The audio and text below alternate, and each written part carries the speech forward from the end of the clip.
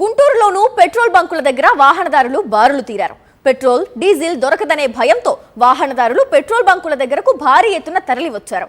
ఇప్పటి వరకు గుంటూరులో 8 పెట్రోల్ బంకులు మూతపడ్డాయి. దీనికి సంబంధించి మరింత సమాచారం మా ప్రతినిధి అశోక్ అందిస్తారు. గుంటూరులో పెట్రోల్ బంకులు వరుసనే మూతపడుతున్నాయి. దాదాపు ఈ పక్కనే ఉన్న 3 పెట్రోల్ బంకులు ఒక్కసారిగా మూతపడ్డాయి. పూర్తిగా కస్టమర్లు అడుగుతుంటే పెట్రోల్ లేదు అని చెప్తున్నారు. అయితే ఉన్న బంకుల్లో పెద్ద ఎత్తున వినియోగదారులు పెద్ద ఎత్తున వచ్చి పెట్రోల్ కొట్టించుకుంటూ ఉన్నారు. దీంతో ఏ పెట్రోల్ బంకు చూసినా వాహనదారులతో కిటకిటలాడుతుంది. అన్న, ఏంటి పరిస్థితి ఎలా ఉంది? పరిస్థితి ఎలా ఉంది? పరిస్థితి క్యూలో ఉన్నాగా. బంకులు ఉన్నాయా? లేవు, ఆ బంకులు కూడా లేవు, నో స్టాక్. అది ఎంతసేపు పడుతుంది పెట్రోల్? హాఫ్ అన్ అవర్, ఇప్పటికి వచ్చి హాఫ్ అన్ అవర్ అవుతుంది. బాగా కిటకిటలాడుతుంది అంటే లేకపోతే ఆల్రెడీ డీలర్స్ అయితే స్టాక్ ఉంది, ఇబ్బంది పడాల్సిన పని లేదు అంటున్నారు. మరి ఏదో క్యూలో నిల్చోవాల్సి వస్తుంది. డీలర్స్ అయితే ఆ న్యూస్లో అయితే స్టాక్ అయితే కొరత లేదు, ఇబ్బంది లేదు అని వాళ్ళు చెప్తున్నారు.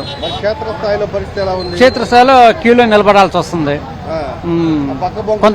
బంకులో కొంతమంది ఏంటంటే ఇంతకుముందు పేమెంట్ ఏమో సేమ్ డే కట్టాము, ఇప్పుడు 2 days 3 days ముందు కట్టాలని డీలర్స్ చెప్తున్నారు. కానీ ఇక్కడ క్యూలో నిలబడాల్సి వస్తుంది. 3 బంకులకి వెళ్ళి వచ్చాను, 3 నో స్టాక్ అన్నారు. ఓన్లీ డీజిల్ మాత్రమే ఇస్తామంటున్నారు. అది నో పెట్రోల్ అంటున్నారు. ఇబ్బందికర పరిస్థితి. ఏంటి పరిస్థితి ఎట్లా ఉంది? కొద్దిగా ఇబ్బందిగానే ఉంది పెట్రోల్కి. అది బంకులు 3-4 బంకులు ఆపేశారు. అది ఇక్కడ ఎట్లా ఉంది? బంకులో ఓపెన్ అయిన బంకుల్లో ఇబ్బందిగానే ఉంది ఆయిల్ కొట్టడానికి. అది ఏంటి పరిస్థితి? ప్రస్తుతం అయితే గుంటూరులో దాదాపు నేను 3 బంకుల్లో తిరిగాను. పెట్రోల్ 8 బంకులు, పక్కన 8 బంకుల్లో తిరిగా అని చెప్తా ఉన్నారు. ఇక్కడైతే పెట్రోల్ అవైలబిలిటీగానే ఉంది. ప్రజలు ప్యానిక్ అయ్యారు కాబట్టి ఈ విధమైన రద్దీ ఉందని చెప్తా ఉన్నారు. మరి కేంద్ర ప్రభుత్వం ఏమో చెప్తా ఉన్నది, ఎన్డీఏ ప్రభుత్వం కూడా చెప్తా ఉన్నది కరోనా పరిస్థితులు రాబోతా ఉన్నాయని. కేంద్ర ప్రభుత్వం చెప్పబట్టే ఇలాంటి ప్యానిక్ పరిస్థితులు వచ్చాయని చెప్తా ఉన్నాం. మరోవైపు ఎటువంటి ఇబ్బంది లేదని చెప్తా ఉన్నారు. గ్యాస్ సిలిండర్లు దొరకట్లేదు, డొమెస్టిక్ సిలిండర్లు దొరకట్లేదు, పెద్ద సిలిండర్లు దొరకట్లేదు. వంట నూనె ధర చూసుకుంటే యుద్ధంకు ముందు 150 రూపాయలు ఉంటే ఈనాడు 180 రూపాయలు అమ్ముతా ఉన్నారు. సరే, టిఫిన్ బండ్ల దగ్గర టిఫిన్ తింటే కొంచెం తక్కువ రేటుకు వచ్చిందని వెళ్తే అక్కడ డొమెస్టిక్ సిలిండర్లు వాళ్ళు కమర్షియల్ కొనలేక ఏదో చిన్న సిలిండర్ పెట్టుకుంటే దాని మీద దాడులు చేసి ఆ యొక్క సిలిండర్లు తీసుకుని వెళ్ళి చిరు వ్యాపారులు ఇబ్బంది పెడుతున్నారు. మరి ఆ చిన్న సిలిండర్ 2000 రూపాయలకు ఎవరు అమ్ముతా ఉన్నారు? గ్యాస్ ఏజెన్సీలు అమ్ముతా ఉన్నారు. బ్లాక్ మార్కెట్ దందా, మొత్తం ఈ యొక్క దందా చేసుకుని బ్లాక్ మార్కెట్ లో గ్యాస్ కూడా అమ్ముకుంటా ఉన్నారు. దీని మీద దాడులు చేయాల్సిన అధికారులు ఈ యొక్క రాష్ట్రంలో కూటమి ప్రభుత్వం నిమ్మకుండిపోయింది కాబట్టి ప్రజలు ఇంత ప్యానిక్ అవుతా ఉన్నారు. మరి రాష్ట్రంలో మంత్రి గాని ముఖ్యమంత్రి గాని దీని మీద ఒక చర్చ పెట్టి కేబినెట్ సమావేశం పెట్టి అసలు పరిస్థితి ఏ విధంగా ఉన్నది, మనకు పెట్రోల్ నిల్వలు ఎంత ఉన్నాయి, గ్యాస్ నిల్వలు ఎంత ఉన్నాయి, బ్లాక్ మార్కెట్ లో 2000 రూపాయల సిలిండర్లు డొమెస్టిక్ అమ్ముతా ఉన్నారు, 5000 పైన కమర్షియల్ సిలిండర్లు అమ్ముతా ఉన్నారు. వాళ్ళని ఎందుకు పట్టుకోలేకపోతా ఉన్నారు? చిరు వ్యాపారులను మాత్రం ఎందుకు వేధిస్తా ఉన్నారని ఈ సందర్భంగా అడుగుతా ఉన్నాము. ఏంటి పరిస్థితి ఎలా ఉంది? పరిస్థితి చాలా దారుణంగా ఉందండి.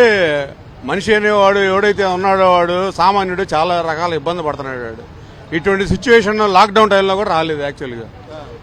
అప్పుడైనా కానీ పెట్రోల్, డీజిల్, గ్యాస్ అన్ని అవైలబిలిటీ ఉన్నాయి. అప్పుడు మనుషులు రోగాలు తప్పితే వేరే ఏ సమస్యలు లేవు అప్పుడు. కానీ ఇప్పుడున్న టైంలో ఏ రోగాలు లేవు, ఏది లేవు, అన్ని సక్రమంగానే జరుగుతున్నాయి, అన్ని పోతున్నాయి అన్నారు. మరి గవర్నమెంట్ బస్సులు ఆపలేదు, గవర్నమెంట్ రైళ్లు ఆపలేదు, ఏది ఆపలేదు. సామాన్యులను బడికి ఈ విధంగా లైన్లో ఉండి అనేక రకమైన ఇబ్బంది పడుతున్నారు. ఇది బంకులు మూతపడ్డాయా? ఇప్పుడు 8 బంకుల్లో లేవండి, తిరిగి వస్తున్నాను నేను. అది జరిగింది. ఉన్న బంకుల్లో ఎలా ఉంది పరిస్థితి? ఉన్న బంకుల్లో జనాలు ఎక్కువ ఉన్నారు. 2 లీటర్లు కొట్టించుకునేవాడు ఒక్కొక్కడు ట్యాంక్ ఫుల్ కొట్టించుకొని పోతున్నారు. అది నా పరిస్థితి ఎట్లా ఉంది సార్? ఎలా ఉంది పరిస్థితి? దారుణంగానే ఉంది సార్.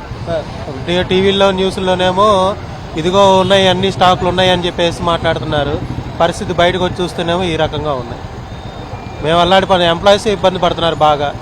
అది డబ్బులు ఉన్న వాళ్ళేమో ఎక్కువ కొట్టించుకుంటున్నారు, డబ్బులు లేని వాళ్ళు కొంచెం కొట్టించుకుంటున్నారు. క్లోజ్ చేసే ఉన్నాయండి. ఇప్పుడు అక్కడ ఆర్ఆర్ మాల్ దగ్గర క్లోజ్ చేసి ఉంది. నిన్న అటు బయట కూడా దొరకట్లేదు, ఎక్కడా కూడా దొరకట్లేదు. నిన్నటి వరకు కూడా అందుబాటులో ఉందనే చెప్తున్నారు. కానీ సడన్గా ఇలాగ పరిస్థితి మారిపోయింది. గ్యాస్ పరిస్థితి ఎట్లా ఉంది సార్? గ్యాస్ పరిస్థితి కూడా అంతే ఉందండి. అసలు కాల్స్ చేయొద్దు అంటున్నారు. కాల్స్ చేస్తుంటే కాల్స్ చేయొద్దని చెప్పి మెసేజ్లు వస్తున్నాయి బుకింగ్కి. ప్రభుత్వాలు ఏమో అంతా బాగానే ఉందని చెప్తున్నారు. అంతే చెప్తున్నారండి. జనాలు అలా చేస్తున్నారు, మెసేజ్ చేస్తున్నారు అంతే. పరిస్థితి చూస్తేనేమో ఇలా ఉంది రియాలిటీలో. అది ఇబ్బంది అయితే బాగా ఉంది. ప్రజలైతే ఒకటే చెప్తున్నారు, పూర్తిగా ఇబ్బందికర పరిస్థితి ఉంది. ప్రభుత్వాలు మాత్రం పూర్తిగా ఎలాంటి ఇబ్బంది లేదని చెప్తున్నారు. కానీ క్షేత్రస్థాయిలో చూస్తే గ్యాస్ పరిస్థితి అలా ఉంది, అలానే పెట్రోల్ బంకుల పరిస్థితి కూడా అలా ఉంది. పూర్తిగా పెట్రోల్ లేక పెట్రోల్ బంకులు గుంటూరులో దాదాపు 3 నుంచి 4 బంకులు మూసేశారు. కానీ ఉన్న బంకుల్లో మాత్రం జనం ఎగబడుతూ ఉన్నారు. అంటే పెట్రోల్ దొరకదేమో అని జనం ఎగబడుతూ ఉన్నారు. దాంతో ఏ పెట్రోల్ బంకు చూసినా కిటకిటలాడుతూ ఉంది. కెమెరామెన్ నవీన్తో అశోక్, సాక్షి టీవీ, గుంటూరు.